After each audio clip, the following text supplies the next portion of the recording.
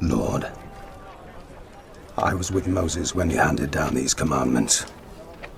I was witness to the covenant, the promise of a holy nation. This is a depiction of the fall of Jericho, which is in the book of Joshua, in the Hebrew Bible and the Old Testament.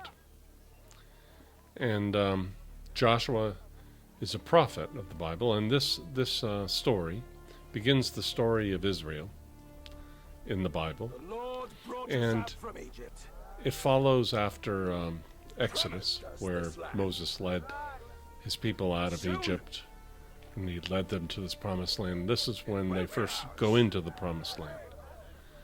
So I started with this because it's a good depiction of the problem that people cite with the concept that we have of God, or if you want, the entity we describe as God. And I'll say a little about it and why this depicts the dark side of that concept, and what we're going to be talking about initially to get into this philosophical theory. Okay. In Deuteronomy, which is a book that precedes the book of Joshua, through Moses, they received a message from God, and he tells them that in the cities of the nations that they're about to go into, the Lord, your God, is giving you as an inheritance. This is your promised land. Do not leave alive anything that breathes. So you have to understand something about this, the setup for this story. This promised land is inhabited by people who have cities and towns and populations and culture of their own. But God doesn't like their culture. They're bad because they're not. They're pagan. And he doesn't like their gods, and that's very bad. And they're just heathens. And so they need to be completely destroyed. And they include tribes like the Hittites, the Amorites, the Canaanites, the Hivites. It goes on and on. And you have to wipe them out, every one of them, man, woman, and child. That's what God wants. And then you can take the land. Then it's yours. So he's not giving them a new piece of virgin prime real estate. He's giving them a populated place, and all they have to do is kill everybody in it, and it's theirs. And so that's what you were seeing. And it's portrayed as very triumphal and glorious. People of God, bringing God to the world. And whether or not the story is true or false, whether you believe it or not, it doesn't matter. That's not actually what this is about. But the point is that stories like this about God have inspired acts like this throughout history. And I'd even say that they probably warred like this and conquered each other even before they had this book in the Bible. But this gave them a rationalization that it was spiritually right. And this was repeated over and over, and we see these kinds of religious wars throughout history, and we see them even today. And in America, where I live, there was we had a thing called Manifest Destiny, and it was based on essentially the same, inspired by this book of Joshua. The idea is these are pagan people. They're heretics. They're no good. God doesn't like them. He likes the conquerors, and he wants them to go in and commit genocide, kill them all, put some in concentration camps, or in America we call them reservations, and re-educate their children, all kinds of things, see? And back then in the 1800s when we were slaughtering the Indians, we didn't have the word genocide. That's a 20th century word.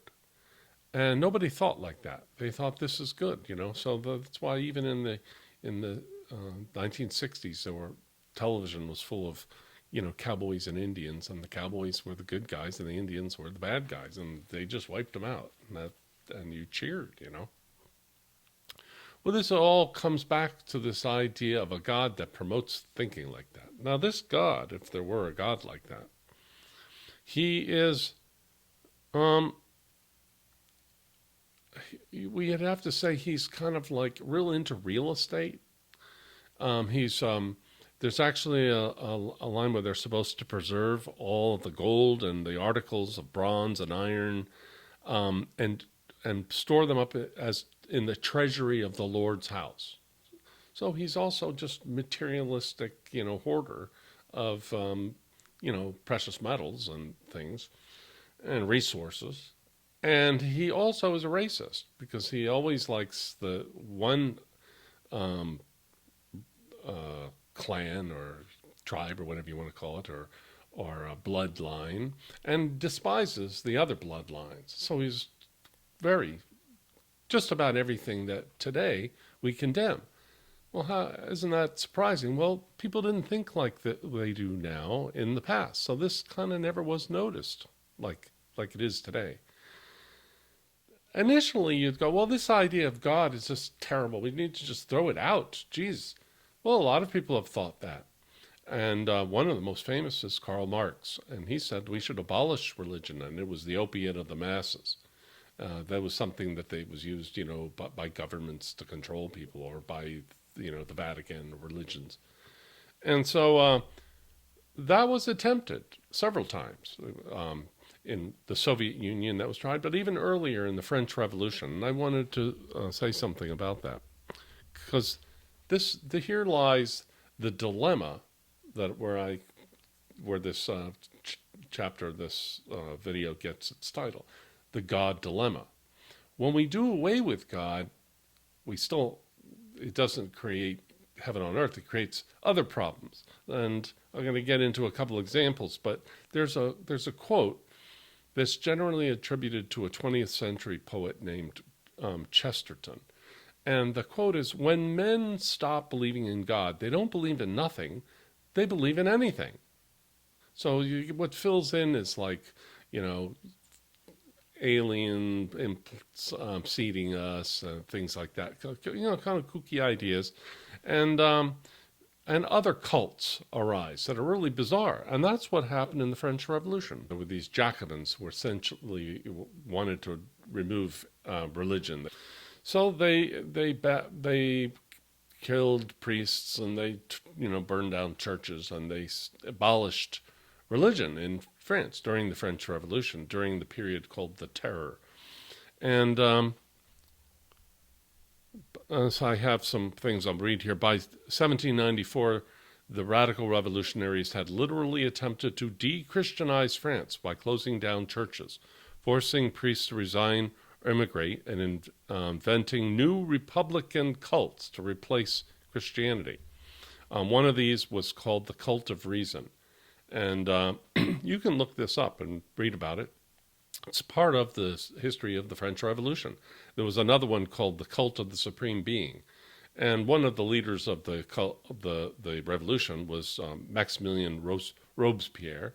And there's a scene that I couldn't verify this. I saw it. It was part of a History Channel documentary about the French Revolution. They built a papier-mâché staircase in the streets of Paris, and they went up, and at the top there was a throne. And then at a certain point in this festival, Robespierre himself walked up the thing, and he sat in the chair representing, you know, the reasoning has arrived. Although people that were there said, well, this is like the craziest, irrational thing they ever saw. Robespierre was later had his head cut off, like with all the others. Thousands of people were decapitated during this period. And it went on for about 5 years, and finally Napoleon Bonaparte saw a power vacuum, and he took over France, and he declared himself the Emperor of France. And he reinstated religion because it wasn't really working without it. And the same thing was tried, and the same thing ended up being the case in the Soviet Union and also in the People's Republic of China.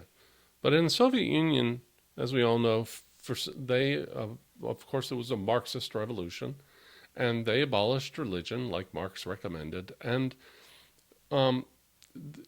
people had very little to live for because you can't really reduce life just down to bread. When you do that, you get bread lines. And people are they had an expression, you pretend to pay us and we'll pretend to work. Because it was a very depressing period in Russian history. And anybody can read books about life in the Soviet Union during the 1970s, and it wasn't joyful. Traditionally, Russia had been Orthodox Christianity, and the whole area had converted to Christianity in about the year 1000. So this is, and it was a successful empire, but this is a sort of a low point. So eventually, the Soviet Union collapsed for various reasons, not because it had abolished religion, but immediately religion was reinstated. And things are getting better in Russia today. So we find that there's a value, and I will say a little about China. The People's Republic of China, I assumed that they abolished religion. They are an atheist state. The government calls itself atheist, but it doesn't actually ban religions, but it's very much sort of supervises it by the state, and they have certain religions that are allowed, and the same in modern Russia. There's about 5 religions that you can be part of that are old and established, but starting new cults, they discourage that. So so that's the dilemma. A dilemma is where you're damned if you do, you're damned if you don't. It's where you have 2 possible choices, and both of them are kind of bad. And so that's the dilemma. And when we talk about a dilemma, we talk about the horns of the dilemma, here and here, like what's bad about here and what's bad about this, and how do you solve the dilemma? Well, what's bad about God is these ideas of separateness and my God and your God and all the wars it causes, and the sense of where you're an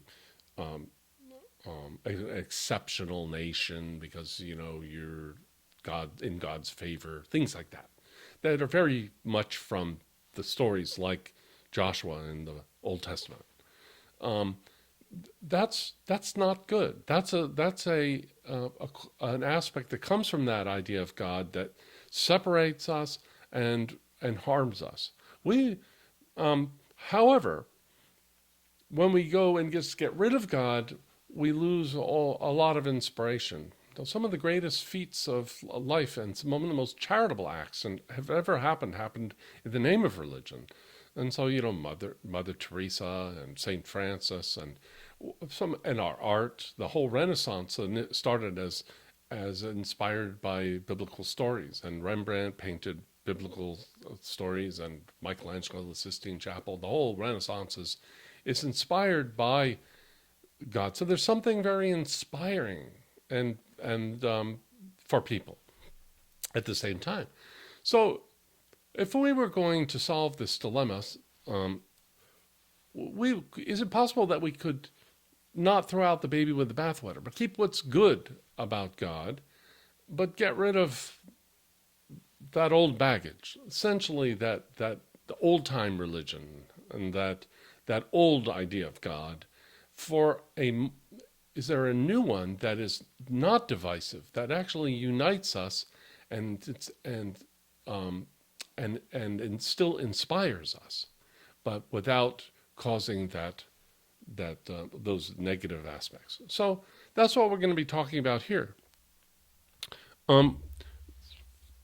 So what's wrong with the concept of God? Well, there's some thinking behind stories like Joshua that we're going to get into that cause that idea to form and flourish and last so long. And we got to talk about what that thinking was that created that idea of God. And then I'm going to show what's wrong with it. And then we're going to see if we can correct that and see a new concept of God, something that's more beneficial and even more inspiring. And definitely something that unites us and doesn't divide us, as God always has since we've invented that old idea of God.